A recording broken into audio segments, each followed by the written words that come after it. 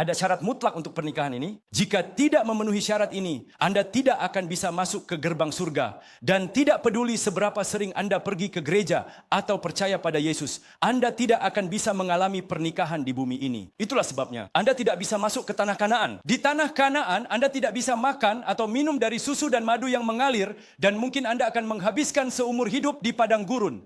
Mungkin saat mendekati kematian, melalui pesan dari seorang penginjil, atau pesan yang telah Anda dengar berkali-kali, Anda bisa menerima dan pergi ke surga, tetapi Anda tidak akan pernah bisa menikmati kerajaan Allah di bumi ini. Oleh karena itu, ada syarat mutlak untuk pernikahan ini. Jika Anda tidak memenuhi syarat ini, tidak peduli seberapa lama Anda menjalani kehidupan beriman, Anda tidak akan bisa menikmati kerajaan Allah di bumi ini. Jadi bagaimana Anda bisa berharap untuk hidup di surga? Itulah sebabnya Tuhan telah menyediakan syarat luar biasa ini agar kita bisa menikmati kerajaan Allah di bumi ini dan hidup sebagai warga surga. Yesus Kristus telah memenuhi semua syarat ini, dan bagi mereka yang menerimanya, Dia memberikan berkat kehidupan baru, kelahiran baru, dan kelahiran kembali yang luar biasa.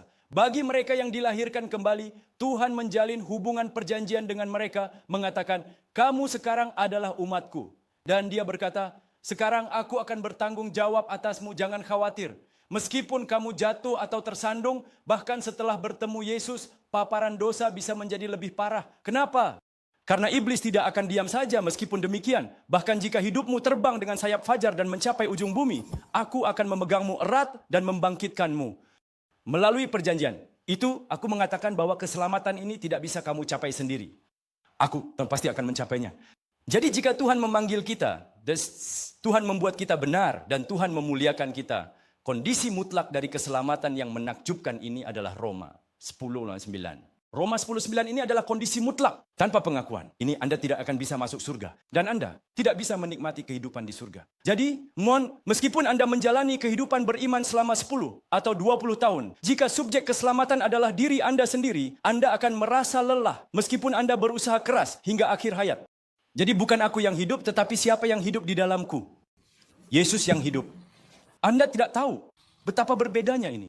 Meskipun tampaknya sama, Injil ini berbeda. Subjeknya berubah. Subjek. Jadi seiring waktu, Tuhan menjadi subjek itu, dan melalui penyerahan pikiran, emosi, dan kehendak kita, kita menjalani hidup yang berbuah di jalan keselamatan dan pengudusan. Apa sebenarnya buah itu? Kita tunduk di hadapan kedaulatan mutlak. Jadi mengapa Yesus mati dan bangkit kembali? Pertanyaan ini dimulai dari sini. Mengapa Yesus mati dan bangkit kembali? Kalian semua tahu jawabannya, bukan? Agar menjadi Tuhan. Mari kita lihat Roma 14:9. Saat saya merenungkan dan memikirkan ayat ini, saya berpikir, oh benar. Kelahiran pertama kita adalah, apa kutukan dari hidup di mana saya menjadi Tuhan? Kehidupan yang penuh dengan kerinduan. Terputus dari Tuhan. Jadi kita hidup tanpa menerima hal-hal dari Tuhan. Saudara-saudara, salah satu hadiah terbaik yang diberikan kepada hidup kita yang mengakui Yesus sebagai Tuhan adalah kita dapat berkomunikasi dengan Roh Kudus. Ketika Anda bertobat dan mengakui Yesus sebagai Tuhan dalam hati Anda, dan ketika Yesus ada di dalam Anda, itu adalah berkat yang sejati. Sekarang kita diberi berkat untuk dapat menyampaikan kekhawatiran, kecemasan, dan masalah kita kepada Tuhan dan dipimpin oleh Roh Kudus. Jadi percaya kepada Yesus sebagai Tuhan bukanlah peristiwa yang sederhana. Bukan hanya tentang Yesus yang mati di kayu salib dan bangkit kembali. Tetapi menerima, percaya, dan mengikuti Dia sebagai penguasa mutlak. Lalu apa maksudnya? Ada nilai-nilai dan pengalaman saya yang telah menjadi Tuhan dalam hidup saya sepanjang hidup saya. Ini tidak bisa diterima. Ini tidak bisa diterima. Emosi negatif, terkadang perasaan terluka, semuanya bisa diserahkan kepada Tuhan. Dan menjadi Tuhan berarti menerima pemerintahan dan penguasaan dasar. Maka Tuhan yang memerintah. Kemudian Dia yang memerintah keluarga kita, bangsa kita, dan kehidupan kita. Inilah yang disebut sebagai kedaulatan Tuhan. Jadi apa yang dikatakan Roma 14:9. Yesus harus mati dan bangkit kembali agar menjadi Tuhan dan memulihkan. Kenapa? Tanpa kebangkitan tidak ada kedaulatan Tuhan. Mengapa? Karena kebangkitan bukan hanya kebangkitan Yesus saja. Kebangkitan Yesus adalah kebangkitan saya. Yesus memecahkan kuasa kematian dan melalui kebangkitannya, ini adalah deklarasi menakjubkan bahwa sekarang aku adalah Tuanmu dengan kuasa kelahiran baru yang luar biasa. Deklarasi. Apakah kalian merasa marah atau kesal? Itu karena kedaulatan tidak diakui. Jika kedaulatan diakui, maka kita bisa menyerahkan seluruh hidup kita dengan segera. Dan cobalah untuk menyerahkannya. Kemudian Anda akan mengalami hal-hal menakjubkan dan melihat pekerjaan Tuhan. Bahasa Indonesia, C.S. Lewis mengungkapkannya seperti ini. Dia memperingatkan bahwa jika kita tidak melayani Yesus sebagai Tuhan, maka sesuatu yang lain pasti akan menjadi tuan dalam hidup kita. Jika kita tidak bertobat dan menerima Yesus sebagai Tuhan hati kita, tidak peduli seberapa sering kita pergi ke gereja, sesuatu yang lain akan menjadi Tuhan dalam hidup kita. Lalu apakah Yesus menjadi Tuhan kita? Karena dia mati di kayu salib dan bangkit kembali. Ketika dia mati di kayu salib, Anda selalu mengakuinya. Inilah rahasia kelahiran dan kelahiran kembali. Inilah yang membedakannya dari agama lain. Ketika Yesus mati, bukan hanya Yesus yang mati.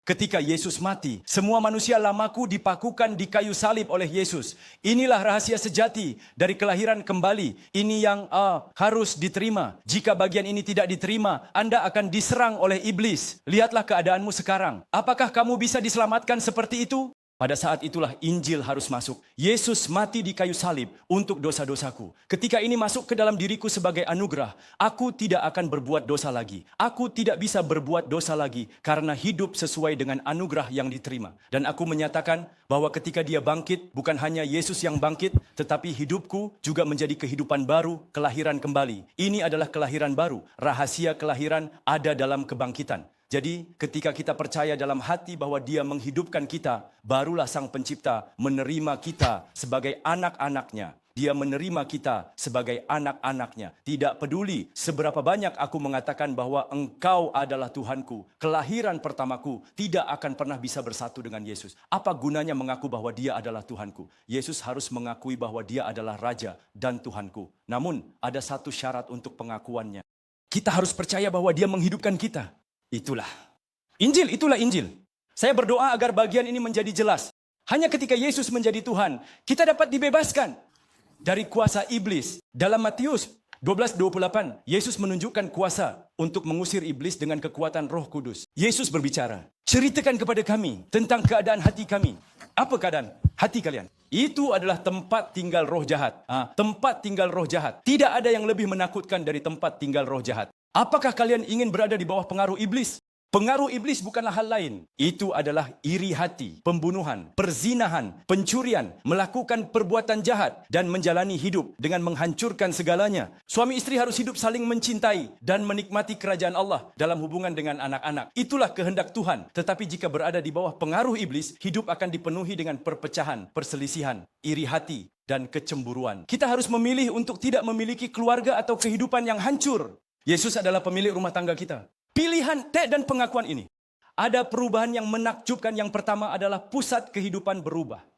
Jadi Rasul Paulus berbicara melalui Galatia 2:20 bahwa bukan lagi aku yang hidup, tetapi Kristus yang hidup di dalamku. Dalam keselamatan yang menakjubkan ini, aku diberi berkat untuk menyerahkan segala sesuatu kepada Tuhan. Dalam hidupku yang dulu penuh usaha dan kekuatan, ketika Yesus menjadi pemilik, kita terbebas dari keinginan dan kehendak kita sendiri. Dan kita mulai memiliki kerinduan untuk hidup sesuai dengan kehendak Tuhan. Dalam segala aspek kehidupan, kita mencari dan mengikuti kehendak Tuhan. Dalam masalah anak, kesulitan ekonomi, dan berbagai masalah lainnya, kita tidak mengeluh atau menyalahkan. Tetapi melalui peristiwa-peristiwa ini, kita diberi berkat untuk mencari apa yang Tuhan inginkan bagi keluarga dan hidup kita. Dan kita berdoa, Tuhan, ada hal ini dalam keluarga kami. Apa yang ingin Engkau sampaikan kepada kami melalui peristiwa ini? Cinta adalah kesabaran panjang. Bukan tentang cinta manusiawi. Saat Tuhan memiliki, berarti cinta sempurna ada dalam kita. Berkat dari cinta sempurna ini, kesabaran panjang. Dengan kesabaran panjang, bila kita tahu kehendak Tuhan baik dan menyenangkan, Dia akan memberitahukannya kepada kita. Namun, dalam emosi manusia, seseorang tidak bisa bersabar. Itu hanya hal kecil. Kita harus dipandu oleh Tuhan. Namun, jika kita hidup mengikuti daging, tahukah Anda dengan apa kita hidup? Kita hidup dengan emosi. Harus hidup sifat kita. Harus hidup kemarahan kita. Harus hidup kehendak kita. Namun jika kita hidup dengan menjadikan Tuhan sebagai pusat, kita bertanya kepada Tuhan karena hati kita menerima. Ini adalah, saya sedang mengatakan sesuatu yang sangat penting kepada Anda. Pada saat itu, kita tidak terluka dan Tuhan memerintah hidup orang tersebut. Memerintah. Amin. Bahkan untuk hal kecil, kita mencari kehendak dan hidup, serahkan. Jalanmu kepada Tuhan. Maka, Dia akan menyelesaikannya untuk kita. Akuilah dia dalam segala hal. Maka dia akan membimbing jalanmu. Pusat kehidupan berubah. Apakah pusat Anda telah berubah? Apakah Anda menghadap masalah di hadapan Tuhan? Orang itu sekarang hidup dengan Yesus sebagai Tuhan. Amin, bukan? Ini yang kedua. Memberikan kekuatan untuk bangkit kembali dalam situasi apapun. Mengundang Yesus sebagai Tuhan. Berarti cinta yang sempurna masuk ke dalam diri saya. Cinta itu memegang saya erat-erat. Jadi, meskipun dikelilingi dari segala arah, tidak akan tertekan. Ini adalah anugerah sepihak yang diberikan oleh Tuhan. Menerima cinta itu. Ketika Anda menerima Yesus sebagai Tuhan, itu berarti Anda menerima Dia yang adalah cinta sempurna yang diberikan kepada kita melalui pengorbanan ke dalam hati Anda. Ketika Anda sepenuhnya menerima cinta. Sebagai Tuhan ketiga, semua harta ada di dalam Yesus. Kolos 2:3 juga menyatakan demikian. Di dalam Dia, di dalam cinta itu tersembunyi semua hikmat, pengetahuan, dan harta. Percayalah pada hal ini. Dan ketika Anda bersujud kepadanya dan memohon, Tuhan pasti akan bertindak. Jangan membuat keputusan dengan pengalaman dangkal dan penilaian manusia. Sebagai manusia lama. Itu juga bukan sesuatu yang harus kita nilai. Jika Tuhan yang melakukannya, maka akan ada perubahan. Jika Tuhan yang melakukannya, tidak ada yang mustahil. Jika Tuhan ingin menggunakan, maka Dia akan menggunakannya. Itulah sifat jahat di hadapan Tuhan. Jadi penghakiman dan penilaian kalian. Itu adalah hal yang paling menakutkan. Hal yang paling saya waspadai adalah penghakiman dan penilaian dalam hati saya. Jika kita menghakimi dan menilai, kita menghancurkan kerajaan Tuhan. Itu bukan bagian saya. Itu adalah pekerjaan Tuhan. Jadi jika kita berada di dalam Dia, cinta itu menyimpan kebijaksanaan dan semua harta di dalam diri kita. Jika Dia adalah pemiliknya, kita tidak akan kekurangan. Mengapa? Kita tidak kekurangan. Apakah Dia adalah cinta? Apakah Dia adalah cinta yang sempurna? Cinta itu membungkus kita dan menarik kita. Jadi siapa yang dapat memisahkan kita dari cinta Kristus?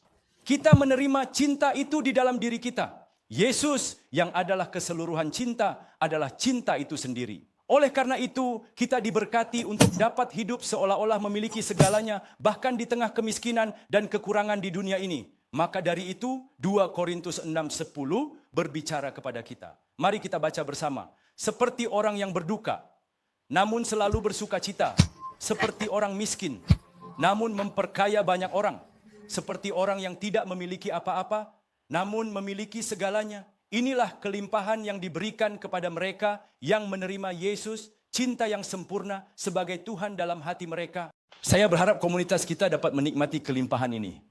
Itulah Injil. Oleh karena itu, kita menyatakan kedaulatan Yesus. Maka dari itu, 2 Korintus 4:5 berbicara kepada kita. Kita tidak memberitakan diri kita sendiri. Bukan tentang kesaksian pribadi saya. Bukan tentang pengalaman pribadi saya. Hanya kita memberitakan kedaulatan Yesus. Bahwa untuk kedaulatan itu Yesus mati di kayu salib dan bangkit kembali. Mengapa? Dia harus bangkit.